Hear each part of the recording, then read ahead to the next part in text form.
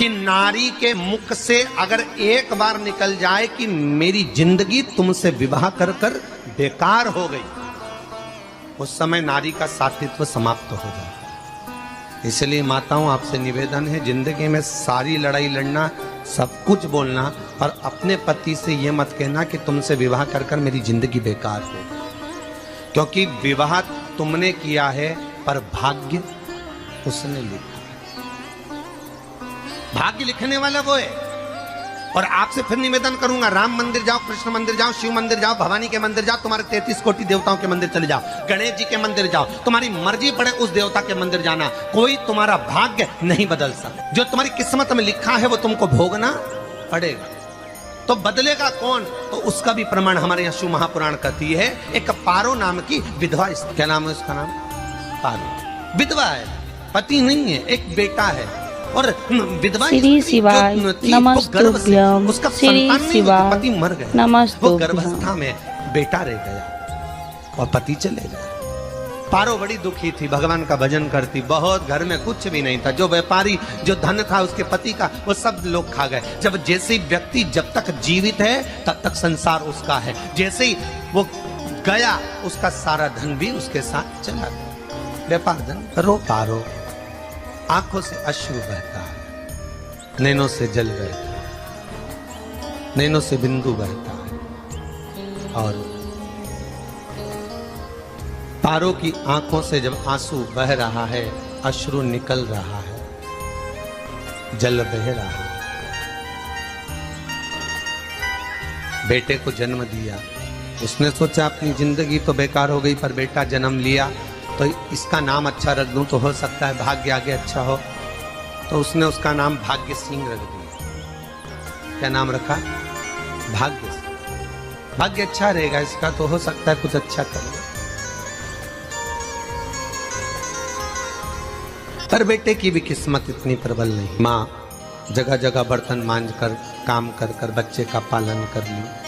बच्चा थोड़ा बड़ा हुआ, माँ मेरे सारे मित्र सेठ हैं, मेरा ही किस्मत, मेरा ही भाग्य ऐसा क्यों है? मेरी ही किस्मत ऐसी क्यों है? ऐसा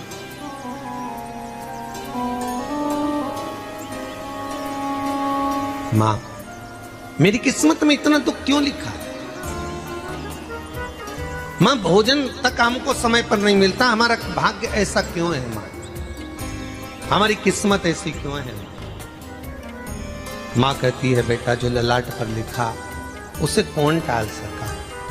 माँ बच्चों को समझाती है, माँ बच्चों को कहती है नमस्तुभ्यं, श्री शिवाय नमस्तुभ्यं। एक बार बता माँ, तू कहती है कि सब भगवान ने लिखा है भाग्य में, तो भगवान का मिलेगा मुझे बता दे। माँ बोलती है ऐसी कोई जगह नहीं जहाँ भगवान नहीं, वन में मिलेगा। हाँ मिलेगा। माँ का कहना मानकर भाग्य सिंह वन में चले गया, और घने जंगल में भाग्य जब गया भाग्य सिंह, और घने जंगल में जब पहुंच गया, ढूंढते ढूंढते ढूंढते ढूंढते ढूंढते तो भी भगवान, तो भगवान की छाया तक नहीं मिली। भगवान की छाया तक। आंखों में जल भर गया, बेहोश होकर गिर गया। शाम का समय था, विष्णु और लक्ष्मी निकल कर जा रहे थे। लक्ष्मी और विष्णु जाते जाते उसको देखकर रूप बदल के उसके पास गए। बेटा आपका नाम क्या है? हमारा नाम भाग्य सिंह। कहाँ जा रहे हो? भगवान से मिलना है हमको। क्या काम है तुम्हें भगवान से? भगवान से पूछना है कि मेरी किस्मत ऐसी क्यों बनाई, मेरी किस्मत में गरीबी क्यों लिखी, मेरे भाग्य में इतना दुख क्यों लिखा। मुझे भगवान से पूछना है कि मेरी किस्मत ऐसी क्यों बनाई, मेरी किस्मत में इतना दुख क्यों लिखा। इतनी तो भगवान बोले ये तो देखो भाग्य भाग्य की बात है, सबके भाग्य में अलग अलग होता है। नहीं नहीं, मुझे भगवान से पूछना। तो हुआ क्या? मैं बहुत गरीब हूं, मैं बहुत दुखी हूं, भगवान से प्रार्थना है कि मुझे कुछ मेरी जिंदगी का अच्छा कार्य कर दीजिए। लक्ष्मी जी को दया आ गई, नारायण से बोले प्रभु इसको कुछ दे दो, थोड़ा सा इसके ऊपर कृपा कर दो। नारायण बोले इसके भाग्य में नहीं है लक्ष्मी, इसके भाग्य में नहीं है लक्ष्मी। लक्ष्मी मैं दे भी दूंगा तो इसकी किस्मत में नहीं है। लक्ष्मी कहती है आपका काम देने का है, आप तो दो। भगवान ने कहा लक्ष्मी नहीं है भाग्य में, तुम तो दे दो। लक्ष्मी जी के कहने पर नारायण ने उसको एक हीरे का हार दे दिया। ले ये ले हीरे का हार। वो प्रसन्न हो गया, हीरे का हार मिल गया, और हार लेकर वो चला और चलते चलते उसने सोचा मेरी मम्मी को दूंगा, मेरी माता को दूंगा, माँ बड़ी प्रसन्न हो जाएगी। हीरे का हार लेकर जा रहा था। हार ले जाते उसको रास्ते में इतने में उसको तुरंत उसी समय पर कहीं सोचादि कर्म के लिए जाना पड़ा। उसने सोचा इस हार को इस पत्थर पर रख देता हूं, अभी आऊंगा वापिस इस हार को उठाकर घर लेकर चले जाऊंगा। और सोचादि कर्म के लिए वो चल दिया। गया, हाथ धोकर आया, इतने में एक चील उड़ती उड़ती आई, उसका हार लेकर चली गई। आके रोने लगा, माँ को जाकर कहा, माँ किस्मत तो देख, इतना जोरदार हार मिला था हीरे का, पर भाग्य में नहीं था, नहीं मिला। इतने में वो रोता रोता तुरंत फिर भगवान के पास गया, रोता बिलखता फिर पहुंच गया वन के अंदर। फिर भगवान मिले। भगवान ने पूछा अब क्या हुआ? प्रभु मेरा हार तो वो हीरे का, मेरा हीरे का हार ले गई चील। भगवान बोले देख भैया, हम तो तेरे किस्मत में था, वो कर दिया, अब आगे तू एक काम कर, ब्रह्मा जी से जाके मिल। ब्रह्मा जी कहाँ मिलेंगे? श्री शिवाय नमस्तुभ्यं। श्री शिवाय नमस्तुभ्यं। ब्रह्मा जी मेरे भाग्य में गरीबी लिखी है, कुछ अच्छा कर दीजिए। ब्रह्मा जी कहते हैं तुम्हारा भाग्य में जो लिखा है वो तुम्हें भोगना पड़ेगा। नहीं नहीं, आप कृपा करो। लक्ष्मी जी ने नारायण से कहा इसको कुछ कृपा कर दो। तो भगवान ब्रह्मा जी ने कहा चलो इसका भाग्य बदलने के लिए एक हीरे की अंगूठी दे देता हूं। भगवान ने उसको हीरे की अंगूठी दे दी। अब हीरे की अंगूठी दी, फिर वो लेकर चला। इतना खुश था, अब मुझे हीरे की अंगूठी मिल गई, अब मुझे हीरे की अंगूठी मिल गई। इतना प्रसन्न होकर जा रहा था, इतने में इसको लग गई प्यास। इसने सोचा पानी पी लूं।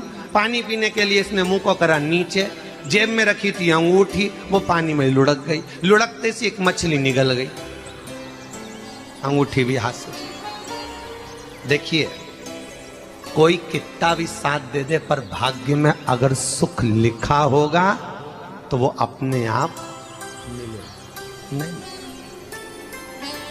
फिर आया, फिर मां से कहा मां ऐसा हो। माँ ने कहा चल जाने दे, तू रोज रोज बहाना बना के चले जाता है, दिन भर इधर उधर घूमता रहता है, शाम को आता है और बहाने बना के कहाँ की स्टोरी सुनाता रहता है, ना जाने कहाँ की कहानियां सुनाता रहता है। चल काम पे जा, कुछ काम कर तो भाग्य बदलेगा। नहीं नहीं माँ, मैं सत्य बोल रहा हूँ। नहीं माना, फिर चले गया। नारायण ने कहा एक काम करो, अब तुम शंकर जी के पास जाओ, शिव जी के पास जाओ। भोलेनाथ जी ने उसको हीरे की पोटली दे दी। वो हीरे की पोटली ले जाकर अब की बार सोचा कहीं रुकूंगा ही नहीं, सीधे घर गया। मम्मी को याद करा, माँ नहीं थी। उसने एक लोटे के अंदर हीरे रख दिए। मैं माता को ढूंढ के आता हूँ। माँ को ढूंढने गए, इसमें चोर घुस गए घर के अंदर, लोटा ही ले गए। फिर आके देखा, फिर माँ ने कहा, फिर बहाने बनाया तूने, फिर स्टोरी सुने, फिर कहानी सुने। माँ मैं सत्य कह रहा हूं, सत्य। आखिरी में हार गया। फिर भगवान विष्णु और ब्रह्मा ने एक ही बात कही, तो शंकर के मंदिर की चौखट पर जा। वहां क्या करना पड़ेगा मुझे? कुछ मत करना, केवल उसकी चौखट पर जाकर उसका दीदार करना, उसका दर्शन करना। उससे क्या होगा? भगवान विष्णु और ब्रह्मा कहते हैं 33 कोटि देवताओं के पास जाएगा तो कुछ नहीं होने वाला, पर शंकर के दरवाजे पर भाग्य देवी रोज प्रतिदिन झाड़ू लगाती है। कौन झाड़ू लगाती है? भाग्य देवी। आपसे निवेदन है, बहुत सुंदर कथा, इससे समझना कि विष्णु ब्रह्मा राम कृष्ण आदि 33 कोटि देवताओं के पास तुम चले जाओ, कोई तुम्हारा भाग्य नहीं बदल सकता।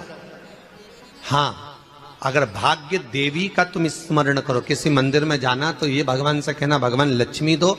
भगवान से लक्ष्मी मत मांगना, भगवान से कहना मेरा भाग्य ऐसा कर दो, या भाग्य देवी की कृपा मुझ पर बरसा दो जिससे मेरा भाग्य बदल जाए, कुछ अच्छा हो जाए मेरी जिंदगी में।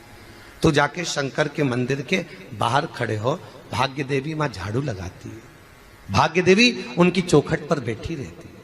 तू जा, उससे क्या होगा? बस देवता तो तेरी जिंदगी बदलने के लिए कब से इंतजार कर रहे हैं, पर तेरा भाग्य नहीं बदल पा रहा। तेरा भाग्य बदलेगी तो भाग्य देवी ही बदल गया। शिव मंदिर के दरवाजे पर जाकर खड़ा हो जाता, भीड़ होती तो दरवाजे से दर्शन कर लेता, बाबा से नयन मिलाता, रोज प्रतिदिन जाता। एक दिन शंकर जी ने भाग्य देवी से कहा, देवी इसका भाग्य बदल दो। देवी कहती है, भोलेनाथ इसकी किस्मत में ब्रह्मा जी ने यही लिखा है दुख, इसकी किस्मत में ठोकरें खाना ही लिखा है। भाग्य देवी तुम मेरे दरवाजे की झाड़ू लगाती हो, आज इसके भाग्य की झाड़ू लगाइए। भाग्य देवी ने कहा भोलेनाथ आप कह रहे हो। श्री शिवाय नमस्तुभ्यम, श्री शिवाय नमस्तुभ्यम।